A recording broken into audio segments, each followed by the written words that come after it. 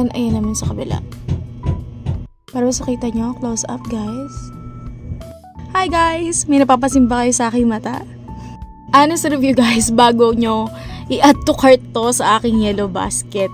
Eyelashes na to ay fairy ang kanyang design. At mabibili nyo to sa halagang 119 pesos. Or kung hindi naman naka-promo ay nasa 150 pesos. Sa honest review, dito sa product na to ay mahirap siya lalo na sa mga beginners like me. Hindi rin kasi talaga ako ma-false eyelashes or fake eyelashes. Valid naman din talaga yung feelings na nahihirapan ka din na magkabit ng ganitong magnetic false eyelashes. Guys, umabot talaga ako ng 2 hours para lang makabit to. Gusto ko naman maging honest na sabihin to kaysa sabihin sa inyo na napakadali niya, no.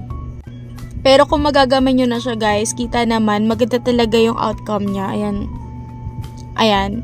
So, kung ayaw nyo maniwala, nahihirapan talaga ako. Meron akong mga videos, hindi ko na lang din muna din in-upload. So, pag may nag-request na lang, as in mahirap talaga siya ikabit. Pero practice makes perfect nga naman talaga, diba? Kung hindi mo susubukan, hindi mo malalaman na maganda at bagay sa'yo. Naman worth it naman yung haba ng pasensya ko, as in munti ka na din talaga ako sumuko dahil alam mo yun, nakakangawit tapos nakakaiyak sa mata, and yun, akala ko hindi ko siya magagawa, pero ito na nga siya guys, nandyan sa aking yellow basket. Ayan, pwede nyo i-try. Ayan, worth it siya guys, sa halagang 119 pesos, reusable din. Ayan, alagaan nyo lang talagang maigi kasi nga manipis lang yung false eyelashes na to.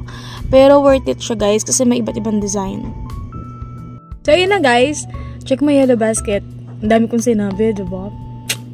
Para sure kayo na mag-add to cart kayo or hindi. Bye!